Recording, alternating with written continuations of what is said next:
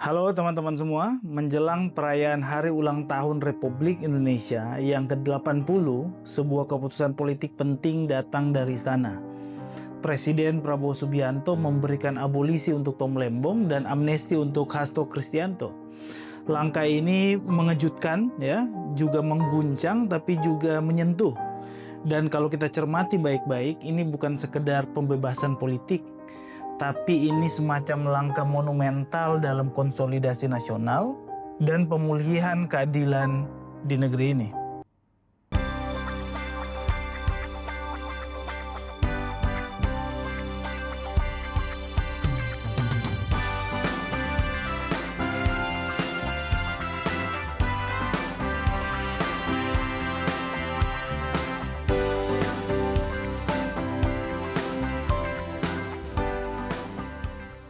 Tom Lembong bukan sekedar ekonom lulusan universitas ternama Harvard, ya. Ia simbol integritas, ya, pengabdi negara yang pulang ke Indonesia, ya, ke tanah air demi membangun bangsanya.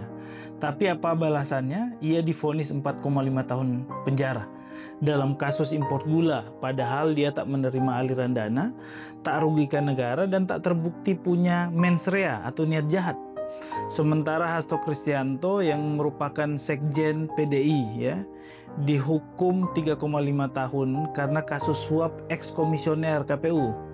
Tapi kasus ini mencuat justru setelah PDI pecah kongsi dengan Jokowi. Ya, kalau kita lihat dua-duanya ini memiliki dua blok oposisi. Pak Tom Lembong mewakili civil society yang mendukung Pak Anies Baswedan, ya, waktu Pilpres kemarin, dan Hasto mewakili oposisi yang institusionalnya lewat PDI Perjuangan. Dua-duanya juga punya satu kesamaan nasib, ya, diduga dikriminalisasi lalu dikambing hitamkan. Data social network analysis yang menggunakan Brand24, ya, saya coba analisa, menunjukkan hal yang menarik. Ya, pertama ketika Tom Lembong divonis, sentimen publik negatif melonjak, ya. Namun Jokowi jadi tag paling erat dikaitkan, ya. Tapi saat diberikan abolisi diumumkan oleh Pak Presiden Prabowo, sentimen positif naik 257%. Total reach-nya 32 juta dan orang yang berinteraksi di media sosial 530.000. Artinya apa? Prabowo dipuji karena menegakkan keadilan, namun Jokowi menuai cibiran karena dicitrakan sebagai aktor yang berkelindan dengan peristiwa itu. Setidaknya itu yang terbaca di data analisis sosial media. Karena ketika bicara Tom Lembong, Hasto, ini dikaitkan dengan Pak Jokowi. Ini bukan soal dua nama, ini soal legitimasi kekuasaan di hadapan rakyat.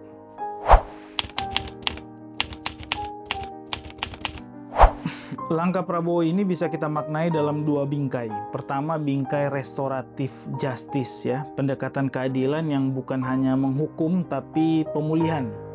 Dalam hal ini Prabowo memulihkan kepercayaan publik yang sempat luntur, ya, karena kasus Tom Lembong ini.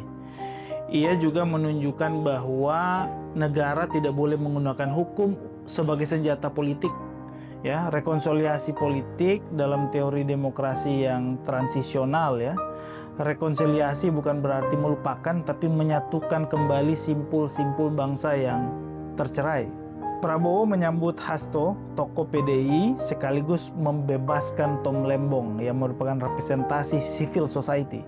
Inilah yang membedakan antara Prabowo dari Pak Jokowi.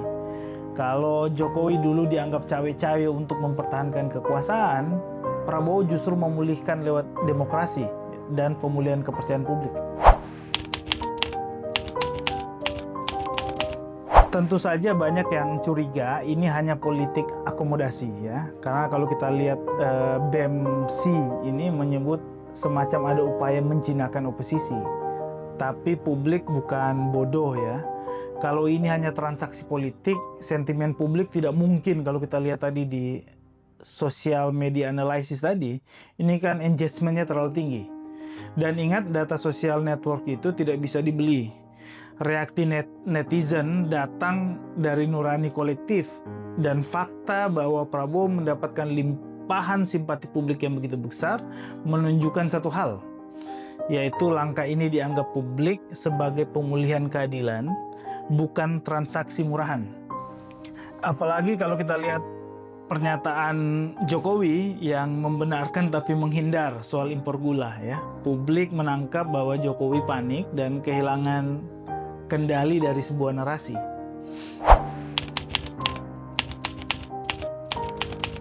Keputusan abolisi dan amnesti ini bukan terjadi di ruang hampa, ini diluncurkan menjelang HUT Republik Indonesia ke-80. Simbolik jelas, tapi simbol itu memang dibutuhkan karena Prabowo sedang menyatukan bangsa, melepas beban masa lalu, menunjukkan bahwa Indonesia tidak bisa dibangun di atas dendam dan kriminalisasi. Dan ini bisa jadi modal ya besar menjelang pidato Pak Prabowo di sidang PBB September nanti.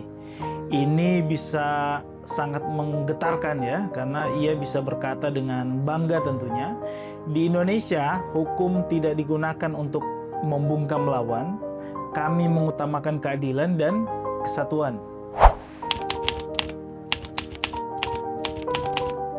Tapi tentu saja simpati publik itu bisa berubah jadi sinisisme ya jika tidak dijaga ya. Seperti kata beberapa pengamat ya, kalau ini dianggap hanya akal-akalan simbolik, Prabowo bisa kehilangan momentum.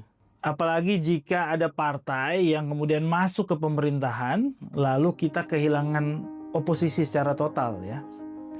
Makanya langkah ini harus diikuti dengan beberapa hal menurut saya. Pertama, konsistensi dalam menolak kriminalisasi, tidak hanya kasus Tom Lembong ataupun Hasto. Ya, kedua, pembebasan para aktivis yang dikriminalkan dan transparansi komunikasi politik, dan tentunya jaminan bahwa kekuasaan tetap diawasi oleh rakyat. Langkah presiden kita ya, Prabowo Subianto hari ini ada langkah politik sekaligus langkah moral bagi saya. Ia membatalkan vonis yang mencederai nurani hukum dan tentu rasa keadilan publik. Dan di saat yang sama, Pak Prabowo pasti ini merupakan upaya mengembalikan kepercayaan publik. Dalam sejarah politik Indonesia tidak banyak pemimpin yang berani melawan sistem yang dulu membesarkannya dan memaafkan mereka yang pernah jadi rivalnya. Kalau ini konsistensi dan bukan tidak mungkin ya, akan dikenang Pak Prabowo ini sebagai presiden rekonsiliator, akan membawa bangsa ini keluar dari belenggu dendam kekuasaan.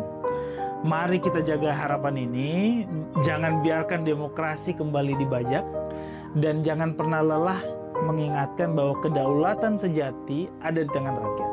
Ikram Brief, sampai jumpa di vlog-vlog selanjutnya. Merdeka!